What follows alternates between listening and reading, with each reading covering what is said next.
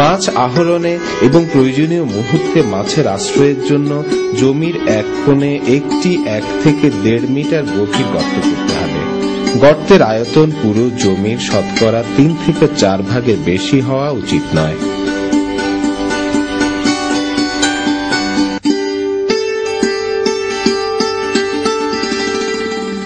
পুরো জমি থেকে মাছ যাতে সহজে গর্তে চলাচল করতে পারে এজন্য জমিতে প্রয়োজনীয় নালা তৈরি করতে হবে।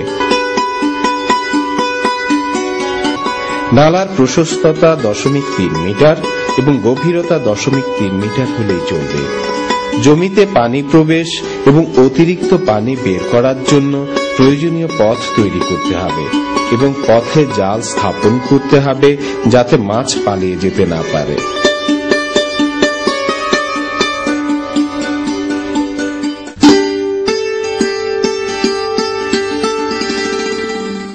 জমি সমতল করে প্রচলিত নিয়ম অনুযায়ী ভালোভাবে চাষ ও মই দিতে হবে।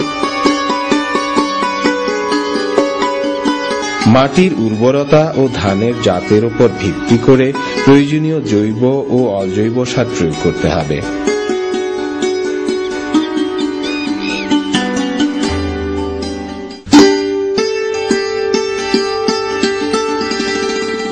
সাধারণত হেক্টর প্রতি 200 KG urea, 153 KG TSP, 77 KG MOP এবং 128 কেজি জিপসাম সার প্রয়োগ করতে হবে।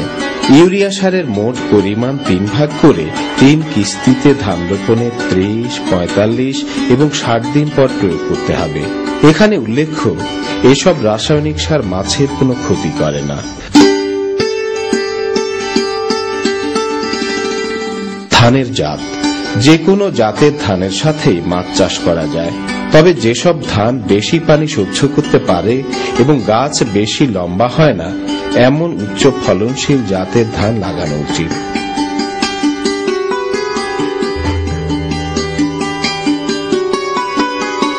ধান রোপণ ধান সারিবদ্ধভাবে লাগাতে হবে।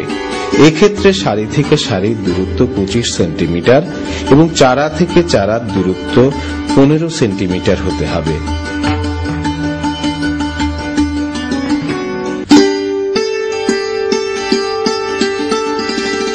পোনা মাছ ছাড়া সাধারণত দ্রুত বর্ধনশীল এবং অল্প সময়ে খাবার যোগ্য হয় এবং ধানের ক্ষতি করে না এমন প্রজাতির পোনা মাছ ছাড়তে হবে।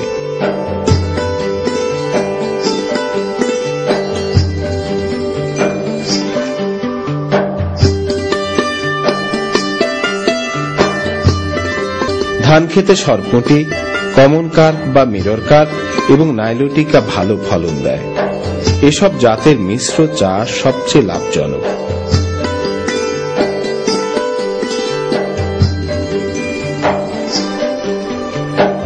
একক চাষের ক্ষেত্রে সরপুঁটি বা নাইলোটিকার বেলায় হেক্টর প্রতি 2500 থেকে 3000টি পোনা এবং কমন কার্পের বেলায় হেক্টর প্রতি 2500 থেকে 3000টি পোনা ছাড়া যায়।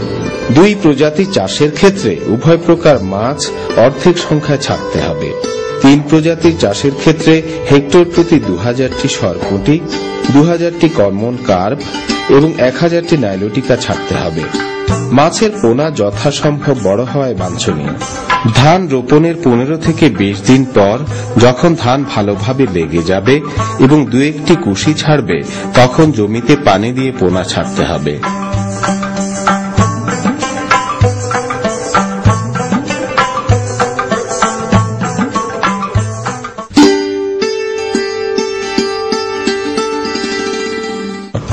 ধান রোপণের পর 15 থেকে 20 দিন পর্যন্ত জমিতে 3 থেকে 4 সেন্টিমিটার পানি রাখতে হবে এবং এর মাঝে ধানের 2-1টি কুশি ছাড়লে জমিতে 10 থেকে 20 সেন্টিমিটার পানি ঢুকিয়ে মাছ ছাড়তে হবে। ধান ও মাছ বড় হওয়ার সাথে সাথে পানির পরিমাণ বাড়াতে হবে। মাছ থাকা অবস্থায় সব সময় জমিতে পানি রাখতে হবে।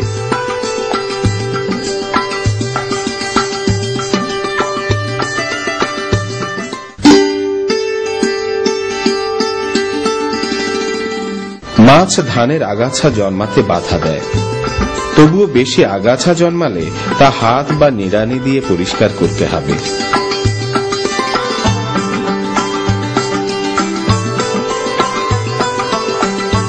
ধানের পোকা বা রোগ দেখা দিলে প্রথমে কীটনাশক প্রয়োগ না করে সমন্বিত বালাই ব্যবস্থাপনা পদ্ধতি গ্রহণ করতে হবে।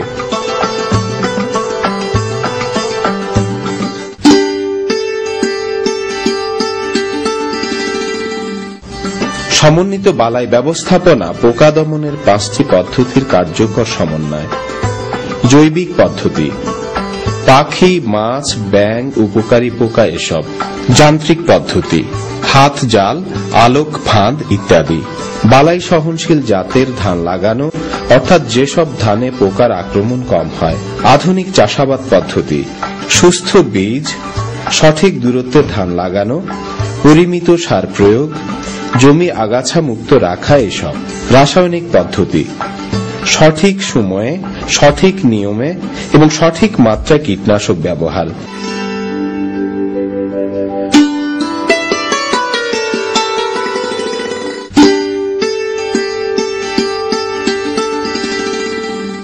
ধান খেতে মাছের জন্য বৈচিত্র্যময় প্রচুর খাদ্য থাকে, সুতরাং মাছের সম্পূরক খাদ্য প্রয়োগ আবশ্যকীয় নয়।